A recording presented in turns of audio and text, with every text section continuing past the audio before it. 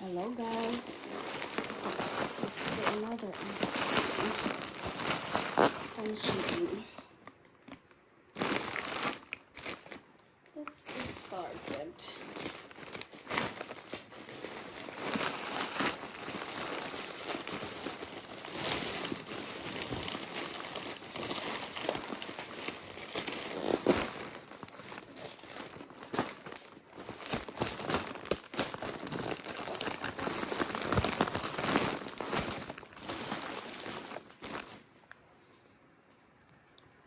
Check.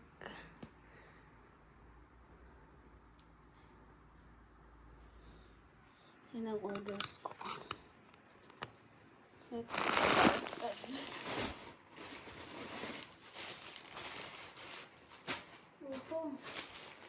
So this is mine.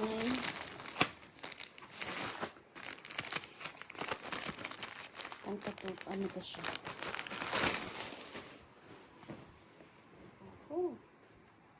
Hindi nakikita. Ang ganda. Ang ganda. Saglit lang. Let's make some space. Yan siya, oh.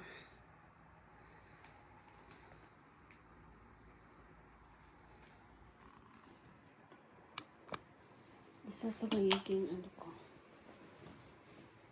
Susuotin. Pag nanganak. Next is ito. Ito naman ay para kay Charan. Ito ay para sa baby. Oh, I like the design. Jumper siya or strumpler or romper. In German. Sorry, andyan yung mga gamit ko. Hayaan nyo na. Next naman ay shorts. Kasi naubusan ako ng shorts. Ayan. Next. Ito naman ay breastfeeding shawl or ano tawag yan? Basta pang breastfeeding siya. Diba? Dito lalagay natin sa natin lieg. Pagtakip pag nagbe-breastfeed. Next.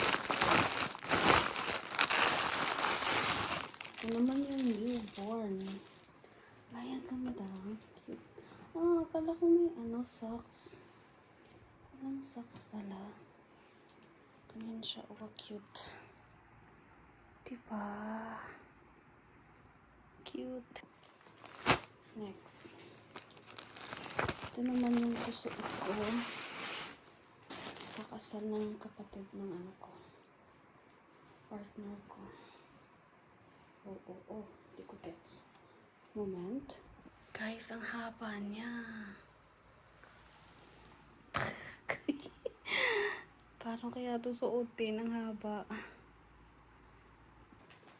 Next. Ito naman another set. Wow. Cute. In fairness sa Shein, ang maganda ng tela. Guys. Promise. Ganda ng tela. Oho.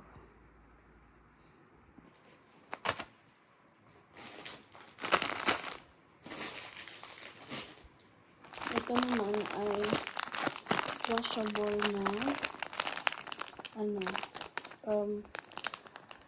how do I say? Basta nilalagay sa bra. Ito naman, bumili ako ng bead. May bead na ako nabili. Kaso, gusto ko madaming bead. At gusto ko yung tela dito. Kaya, 7 pieces pa to or 8? Let's check. 1, 2, 3, 4, 5, 6, 7. 7 pieces. Ang ganda ng tela. Yung nabili ko, iba yung tela. Ay, hindi magsasawa. Hindi ka magsisisi. Ito naman yung, pure bottom. Nasa ilalim yung, yung pang spray. Tapos, namili din ako ng hanger. Hanger, ano ba tawag? Hanger. At ito yung last. The last but not the least. Ito kasi na. Ay, ang cute. Fairness. Lagayan ng pencils. Ganda. Kita ba siya, guys? Ang ganda. So, example, lagayan ng mga ball pen. Diba? Thank you.